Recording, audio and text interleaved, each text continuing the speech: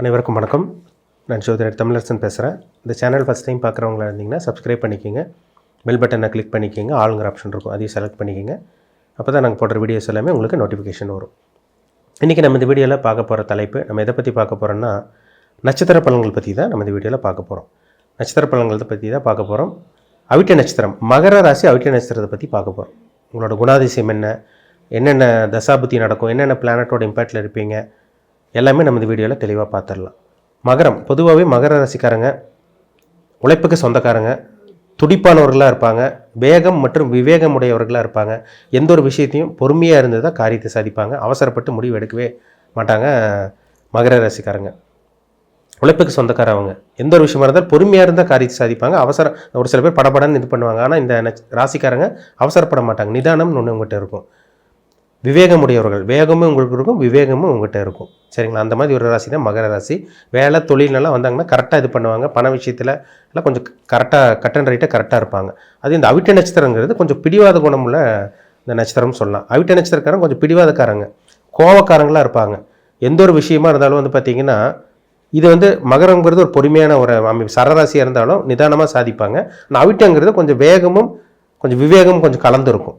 சரிங்களா? உடனே முடிச்சிடணும், உடனே இந்த விஷயத்தை முடிச்சிடணும்னு நினைப்பாங்க. அதுக்கப்புறம் அவங்களுக்கு எதாவது நெகட்டிவாக இருந்தாங்கன்னா அதை நினச்சி ஃபீல் பண்ணுவாங்க. ஆனால் அடுத்த விஷயத்தில் கொஞ்சம் கேர்ஃபுல்லாக கவனமாக இருப்பாங்க. அந்த மாதிரி ஒரு இது தான் அந்த அவிட்ட நட்சத்திரக்காரங்க. படப்படன்னு இருப்பாங்க. எந்த ஒரு விஷயமா இருந்தாலும் படப்படன்னு இருப்பாங்க. கோவம் உங்களுக்கு அதிகமாக வருங்க. அவிட்ட நட்சத்திரக்காரங்க கோவம் கொஞ்சம் அதிகமாக ஜாஸ்தியாகவே வரும்னு சொல்லிடலாம். ஒரு சில பேர் உடம்பை ஃபோக்கஸ் பண்ணுவாங்க. கட்டு மஸ்தான உடம்பெல்லாம் வச்சுருக்காங்க பார்த்தீங்களா? உடம்பு மேலே அக்கறை கொண்டவங்க தான் அவிட்ட நட்சத்திரக்காரங்க. இது ஆணாக இருந்தாலும் சரி, பெண்ணாக இருந்தாலும் சரி, கோவம் அதிகமாக வரும். அவ்வளோ சீக்கிரம் கோவம் வராது. ஆனால் வந்த மாதிரி இருக்கும் உங்களுக்கு. அப்புறம் ஏன் தான் கோவப்பட்டோம் அப்படின்னு நினச்சி ஃபீல் பண்ணி அடுத்த விஷயத்தில் கொஞ்சம் கரெக்டாக நடந்துக்குவாங்க. அந்த மாதிரி ஒரு இது தான் இந்த அவிட்ட நட்சத்திரக்காரங்களோட குணாதிசயமே அப்படி தான் இருக்கும். சரிங்களா? விளையாட்டுத்துறை மேலே ஒரு சில பேருக்கு ஆர்வம் வரும். ஸ்போர்ட்ஸ் இதில் கொஞ்சம் அவங்களுக்கு ஆர்வம் வரும்.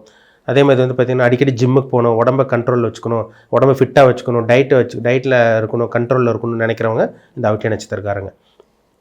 பிறக்கும் போது செவ்வாய் தசைங்க. அவிட்ட நட்சத்திரம் பார்த்திங்கன்னா உங்களுக்கு கும்பராசியில் வரும், உங்களுக்கு மகர ராசிக்கு வந்துடும். இது உடைப்பட்ட நட்சத்திரம் சொல்லுவாங்க. ஒரே நட்சத்திரம் 2 ராசிக்கு வந்துடும். மகரத்துக்கு வரும், கும்பத்துக்கு வரும். பிறக்கும் போதே பார்த்திங்கன்னா செவ்வாய் தசைங்க. 1ஆம் பாதத்தில் பிறந்துக்கிட்டிங்கன்னா கண்டிப்பாக உங்களுக்கு 7 வருஷம் செவ்வாய் தசை நடந்துடும். செவ்வாய் நல்ல ஒரு இடத்துல இருக்கணுங்க. ஏன்னா செவ்வாய்ங்கிறது ரத்தத்துக்கு உண்டான கிரகம். செவ்வாய் சனியோட காம்பினேஷன், ராகுடெல்லாம் இல்லாமல் தசை நடந்துச்சுன்னா செவ்வாய் தசை சின்ன வயசுலேயே ஓரளவுக்கு நல்லா போயிடும். செவ்வாய் பாதிக்கப்பட்டவங்களுக்கு தான் சின்ன வயசில் ஆரோக்கிய குறைபாடு, ஹெல்த்தில் பிரச்சனை, உடலை அடிக்கடி பிரச்சனை இது பண்ணுறது, அடிக்கடி பார்த்திங்கன்னா ஊசி மாத்திரை எடுத்துக்கிறது எல்லாமே இந்த செவ்வாய் தசையில் தான் நடக்கும். அந்த 7 வயசு வரைக்கும் ஒரு குழந்தை பாதிக்கப்படுதுன்னா அந்த செவ்வாய் பாதிக்கப்பட்டிருக்காருன்னு அர்த்தம். செவ்வாய் 8ஆம் இடத்தோடையோ சம்மந்தப்பட்டு, 12ஆம் இடம் சம்மந்தப்பட்டு, இல்லை 6ஆம் இடத்துல பாவகிரகம் சம்மந்தப்பட்டால் தான் ஹெல்த் கண்டிஷன் சரியில்லாமல் போகும், உடல் ஆரோக்கியத்தில் பிரச்சனை வரும். செவ்வாய் தசை முடிஞ்சோடனே 2வது உங்களுக்கு மிகப்பெரிய தசை ராகு தசை, முக்கியமான தசை. அது உங்களுக்கு 18 வருஷம்.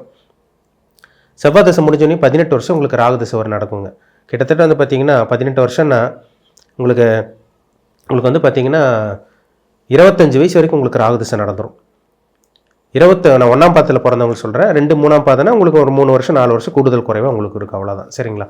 1ஆம் பாதத்தில் பிறந்தவங்களுக்கு கிட்டத்தட்ட உங்களுக்கு பார்த்திங்கன்னா 18 வருஷம் உங்களுக்கு ராகு, 7 வருஷம் உங்களுக்கு செவ்வாய் தசை நடந்து உங்களுக்கு 18 வருஷம் ராகு தசை கண்டிப்பாக உங்களுக்கு நடந்துடும். சரிங்களா? இப்போ 7ன்னா 25 வயசு வரைக்கும் உங்களுக்கு ராகு தசை கன்ஃபார்ம் உங்களுக்கு 1ஆம் பாதத்தில் பிறந்தவங்களுக்கு. சரிங்களா? அப்போ அந்த 25 வயசு வரைக்கும் ராகு தசை நல்லது பண்ணுமா கெட்டது பண்ணுமான்னா அது உங்கள் ஜாதகத்தில் ராகு இருக்கிற இடத்த பொறுத்து. இப்போ ராகு லக்னத்தில் இருந்தால் ஆசை அதிகரிக்கும். 7ஆம் இடத்துல இருந்தால் திருமண வாழ்க்கை, சின்ன வயசில் கல்யாணம் பண்ணிங்கன்னா திருமண வாழ்க்கையில் ஃபெயிலியர் ஆகும். சின்ன வயசுலேயே திருமண வாழ்க்கையில் பிரச்சனை கொடுக்கும். 6ஆம் இடத்துல ராகு இருக்கலாம், 3ஆம் இடத்துல இருக்கலாம், 10ஆம் இடத்துல இருக்கலாம், 11ஆம் இடத்துல இருக்கலாம். 3, 6, 10, 11ஆம் இடத்துல ராகு இருந்து அது மேஷம், ரிஷபம், கடகம், கன்னி, மகரம் இந்த இடமா வந்துருச்சுன்னா கொட்டி கொடுக்குற ராகுவாக இருக்கும், அதிர்ஷ்டத்தை கொடுக்குற ராகுவாக இருக்கும். ராகு பாருங்கள் செவ்வாயோட சேர்ந்து அந்த அமைப்புலாம் இருக்கக்கூடாதுங்க. ராகு சனியோட காம்பினேஷன் இருக்கக்கூடாது. ராகு தவறான வழியிலெல்லாம் கொண்டு போகிறது எல்லாமே இந்த ராகு திசையில் தான். ஒரு குழந்தை பிறந்து 7 வயசுக்கு அப்புறம் பார்த்திங்கன்னா 25 வயசு வரைக்கும் கஷ்டப்படுதுன்னா தவறான வழிக்கு போகுது, கெட்ட பழக்கங்கள் ஏற்படுது, போதைக்கு அடிமையாகிறாங்க, அந்த தவறான செக்ஷுவல் இதில் போய் மாட்டிக்கிறாங்கன்னு பார்த்தீங்கன்னா அவங்களுக்கு சின்ன வயசில் இந்த ராகு கெட்டு போயிருக்காருன்னு அர்த்தம். சின்ன வயசில் வரக்கூடிய ராகு திசை படிப்பு மேலே ஆர்வம் கம்மி பண்ணி, படிப்பில் நாட்டம் கம்மி பண்ணி, இந்த காமம், இந்த காதல், இந்த மாதிரி விஷயங்களெல்லாம் கொண்டு போய் லாக் பண்ண வச்சிரும். ஏன்னா ராகுங்கிறது ஒரு இருட்டு, ஆழமான இருட்டு. இப்போ ராகு சுபகிரகம் சம்மந்தப்பட்டுச்சுன்னா ராகு திசை நேர்மையான வழியில் கொண்டு போகும். ராகு பாவகிரகம் சம்மந்தப்பட்டுட்டாருன்னா கண்டிப்பாக தவறான வழியில் ராகு கொண்டு போங்கிறது சந்தேகமே கிடையாதுங்க. தேவையில்லாத விஷயங்களை கொண்டு போய் வச்சிடும். தேவையில்லாத கெட்ட பழக்கங்கள் கொண்டு போய் பழக வைக்கிறது, தவறான நண்பர்களோட சவகாசம் ஏற்படுறது எல்லாமே அந்த ராகு திசையில் நடக்கும். இப்போ நீங்கள் அவிட்ட நட்சத்திரக்காரங்களாக இருந்தீங்கன்னா சின்ன வயசில் உங்களுக்கு 25 வயசு வரைக்கும் உங்களுக்கு ராகு திசை நடந்திருக்கும். உங்களுக்கு எப்படி உங்கள் வாழ்க்கை எப்படி போச்சுன்னு உங்களுக்கு நல்லாவே தெரியும். தேவையில்லாத பிரச்சனைகள், தேவையில்லாத அசிங்கமானங்கள், தேவையில்லாமல் தலகு துணியிறது, தலகுமிஞ்சு போகிறது, கெட்ட பேர் வாங்குறது எல்லாமே இந்த ராகு திசையில் நடந்துருக்கும். ராகு கெட்டு போனவங்களுக்கு, சரிங்களா, நல்லா இருக்கிறவங்களுக்கு லைஃப் எப்படி ஸ்மூத்தாக போயிருக்கும். 25 வயசுக்கு மேலே வரக்கூடிய குரு திசை கிட்டத்தட்ட வந்து பார்த்தீங்கன்னா உங்களுக்கு 41 வயசு 41 வயசு வரைக்கும் உங்களுக்கு 25 வயசில் குரு திசை ஸ்டார்ட் ஆச்சுன்னா 41 வயசு வரைக்கும் உங்களுக்கு குரு திசை தான். அந்த குரு திசையில் தான் ஒரு சில பேர் அப்படியே நல்லா இருக்காங்க. உங்களுக்கு குரு வந்து உங்களுக்கு நல்ல வழியாக கொண்டு போயிடும் உங்களுக்கு வாழ்க்கையை. அது வந்து நீங்கள் ரிஷப லக்னத்தில் பிறந்தீங்கனாலும் குரு திசை கெட்டு போயிடும். துலாம் லக்னத்தில் பிறந்தவங்களுக்கு குரு திசை பெருசாக யோகத்தை செய்கிறது கிடையாது. ஏன்னா அது அவயோகி. கடன் பிரச்சனை, நோய் பிரச்சனை, எதிரி வம்பு வழக்கு பிரச்சனை, அந்த 40 வயசு வரைக்கும் கஷ்டப்படுவாங்க. சொல்கிறாங்க பார்த்தீங்களா சார், 40 வயசு வரைக்கும் கஷ்டப்பட்ட அதுக்கப்புறம் தான் வாழ்க்கை சனி திசையில் தான் மாறிச்சு. 40 வயசு வரைக்கும் போராட்டம், 35-40 வயசுக்கு அப்புறம் தான் வாழ்க்கையே என்னென்னு எங்களுக்கு தெரிஞ்சதுன்னு சொல்கிறாங்க பார்த்தீங்களா. அது காரணம் அதுதான். ராகு திசையும் சப்போர்ட் பண்ணியிருக்காது, குரு திசையும் உங்களுக்கு சப்போர்ட் பண்ணியிருக்காது.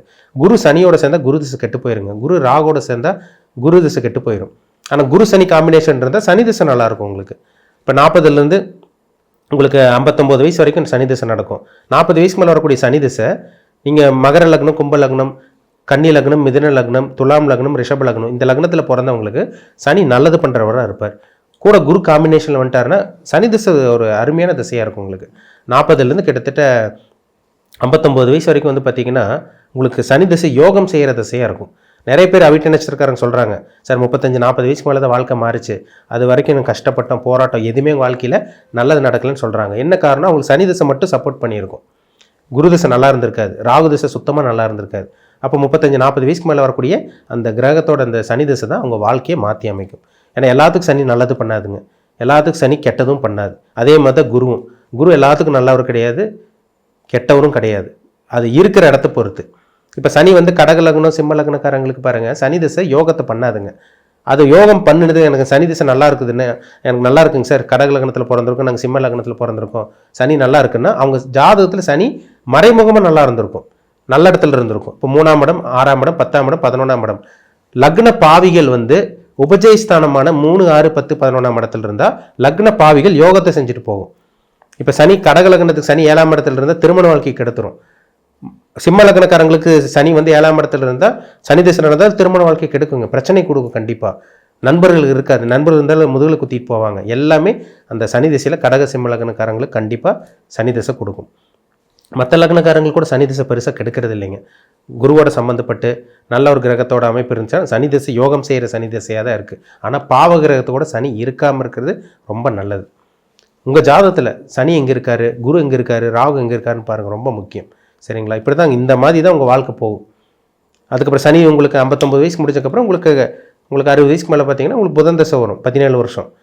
புதன் வந்து பார்த்தீங்கன்னா ஒரு நல்ல சுப கிரகம். மேஷ லக்னத்துக்கும் விருச்சக லக்னத்துக்கு தவிர மற்ற லக்னக்காரங்களுக்கு கூட புதன் தசை நல்லா தான் இருக்குது. மேஷ லக்னம், விருச்சக லக்னக்காரங்களுக்கு தான் புதன் 8ஆம் அதிபதி 6ஆம் அதிபதியாக வரனால தேவையில்லாத பிரச்சனைகள், நோய் தொந்தரவுகள், கடன் தொல்லையில் போய் மாட்டுறது, 60 வயசுக்கு மேலே அசிங்கமானப்படுறது, தொடர்ந்து வியாதியில் ஒரு 17 வருஷம் பாதிக்கப்படுறது எல்லாம் புதன் திசையில் தாங்க நடக்கும். புதன் பாவகிரகத்தோடு சேர்ந்து பாவியாக மாறிடுவார், நல்லவரோட சேர்ந்து அவர் நல்லவராக மாறுவார். ஏன்னா புதன்கிறது ஒரு பச்சோந்தி கிரகம், அது தெளிவாக புரிஞ்சுக்குங்க. சரிங்களா? இப்போ உங்கள் தனிப்பட்ட ஜாதகத்தில் என்ன தசாபுத்தி போகுது, உங்கள் ஏஜ் என்ன, உங்கள் வயசு என்ன. ஏன்னா இப்படி தான் இந்த மாதிரி தான் இந்த கிரகத்தை மீறி ஒன்றும் பண்ண முடியாது. ஏன்னா மனுஷன் நாட்டி படைக்கிறது நவகிரகம் தான். நவகிரகங்களோட தாக்கத்தில் எல்லா மனுஷனும் வாழ்ந்துட்டுருக்கோம். அப்போ இந்த நவகிரகங்களோட தாக்கத்தில் இப்போ என்ன கிரகத்தோட தசாபுத்தி போகுது, என்ன நட்சத்திர பாதத்தில் பிறந்திருக்கீங்க, 1ஆம் பாதமா 2ஆம் பாதமா, உங்கள் வயசு என்ன, அதுதாங்க ரொம்ப முக்கியம். சரிங்களா? ஏன்னா அந்த கிரகங்கள் இப்போ ஒரு சம்பவம் நடக்குதுன்னா கிரகம் தான் காரணம். நல்ல சம்பவமாக இருந்தாலும் சரி, கெட்டது நடக்கிறதா இருந்தாலும் சரி. ஒரு நல்ல விஷயம் நடக்குதுன்னா அந்த கிரகம் உங்களுக்கு சாதகமாக இருக்குன்னு அர்த்தம். கெட்ட கிரகத்தோட தசாபுத்தி நடக்குதா, கெட்டது நடக்குதா, உங்களுக்கு கெட்ட கிரகத்தோட தசாபுத்தி அந்த தாக்கத்தில் இருக்கீங்கன்னு அர்த்தம். அவ்வளோதான் வித்தியாசம்.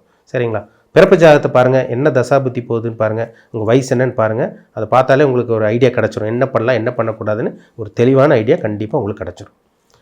மீண்டும் அடுத்த பதிவில் சந்திக்கும் வரை உங்களிடமிருந்து விடைபெறுவது உங்கள் ஜோதிடர் தமிழரசன்.